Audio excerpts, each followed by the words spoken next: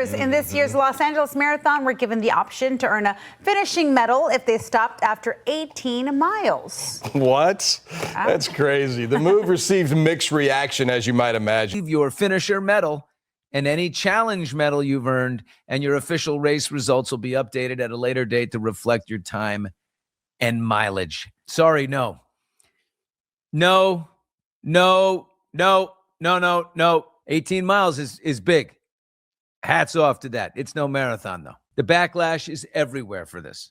Announced that they were going to give this opportunity for runners to essentially stop if they wanted to at mile 18 and still claim their finisher's medal. So the running world kind of blew up a bit about that because, for one, people were thinking, wait a second, 18 miles isn't a marathon. Why are you giving out a finisher's medal to somebody who essentially did not finish or DNF'd? Is because we're going to talk about the LA Marathon, and in their episode they talk about they asked Russ what would he do as an RD, and Russ has a great answer where he says, and they get a marathon, marathon finisher medal at 18 miles. What does Russ think?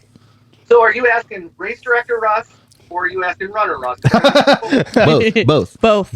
Race director Russ, I don't care, you paid your registration fee, I'll give you a medal because they're not going to do any good in my garage. Good. I already have the medal, right? Yep. So, and I already paid for it. So the race director side of me is like, I already paid for the medals. Honestly, you're giving them whatever keeps people happy and keeps them coming back. Okay. Runner Russ is kind of more of a purist.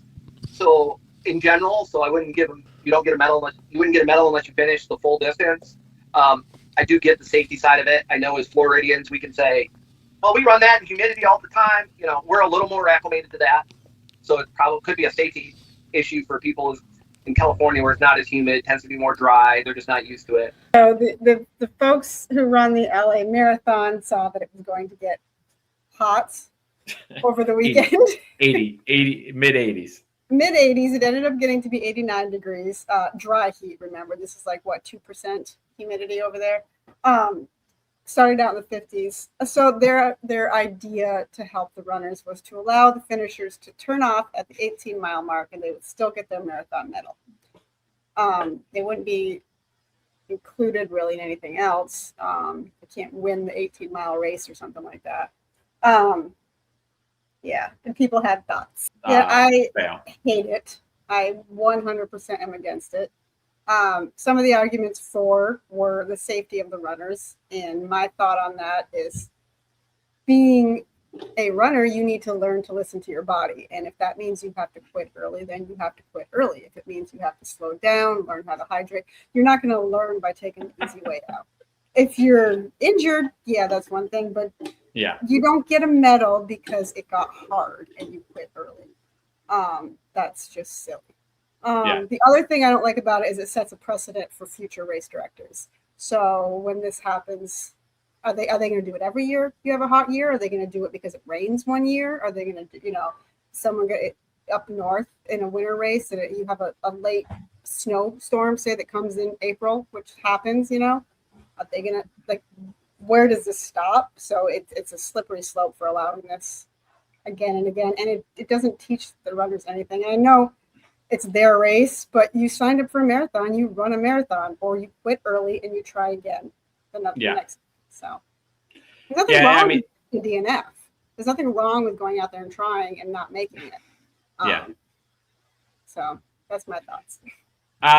So our thought was, and we'll ask this question here, is would you equate this to nowadays, you have the option in a race to drop down. So let's say you're running the 100-mile, but they have a 100K distance and you drop out, and you can drop down to the 100K distance so that you don't get a DNF. In the chat, what's your guys' thought? Do you like the drop down, or do you not? I'll say mine, I don't like the drop down. If it's done before the race starts and it's a distance they have, like you said. If they have the 50-mile option and you can take that, just like if they have the half marathon option, people could have ran the half marathon instead. But a race director isn't going to say, okay, you're in the 100-miler, you can drop out at 80 and I'll give you a buckle. No, I definitely disagree with that. Like, if you don't get the 100-mile, right, just exactly. like if you're running a 200-mile race and you get in a car and cut out 20 miles of it, and you get the unofficial, that's a DQ, and you do not get a buckle. You do not get a buckle. It could happen. I'm just saying. Now, I tried looking up, so I don't know. So what I'm seeing online is that about 700 runners out of 27,000 took the 18-mile finish. So that's definitely an extremely small percentage, which I think shows that the running community, this isn't something they asked the people and said, do you think this would be a good idea? This is something that whoever runs the race thought was a good idea. So I think the runners were smart with that, but they don't tell you how many DNF'd. So I don't know how many just didn't finish, but it does say about 700 runners took the 18 mile.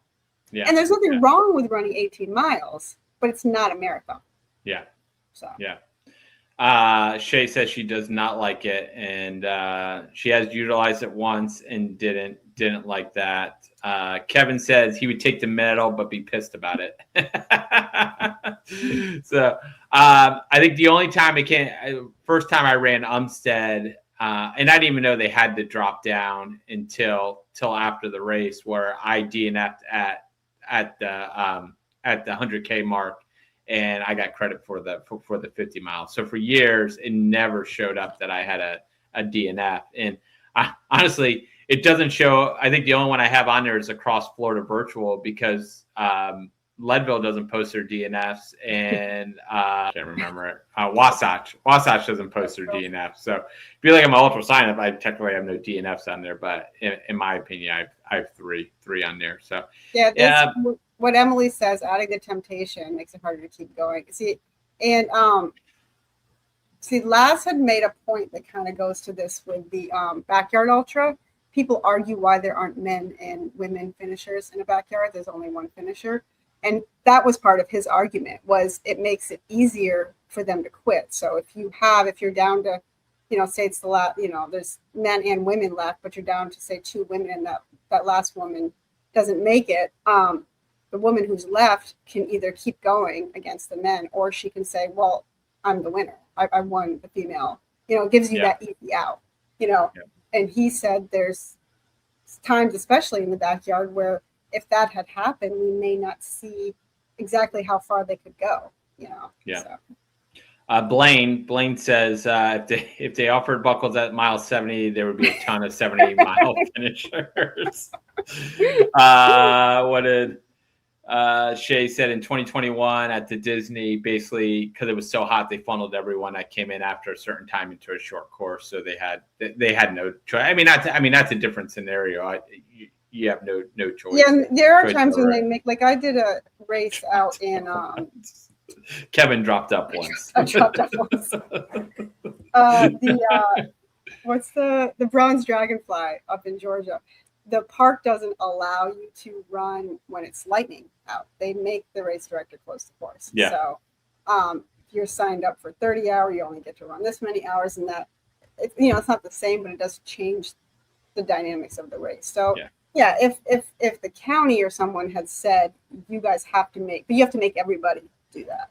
Everybody has, like at Disney, everybody had to, not it wasn't a choice.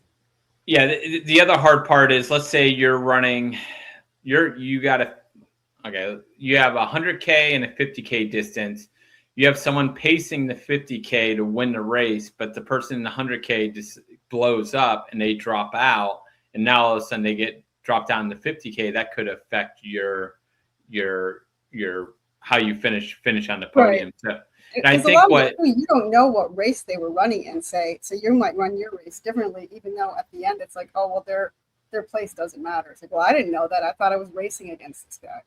Yeah, so I think what they had to drop down at the all day holiday. But what Nick Urena was saying was he was getting because he dropped down, he got an unofficial finish at the race. He got a But again, it's kind of different because they did have that option. Like I said, I don't agree with the drop down unless it's before the race starts. And I mean, because like I said, I don't think there's anything wrong with having a DNF. Ultra sign-up scores are ridiculous. They make 0 sense. So we shouldn't put any weight in those. And you shouldn't put all that. I was telling someone the other day, my ultra sign-up score will not change because I have so many races on there. It's just if I get 100% or I get a 0%, it's just still stays at like 80, 81%. So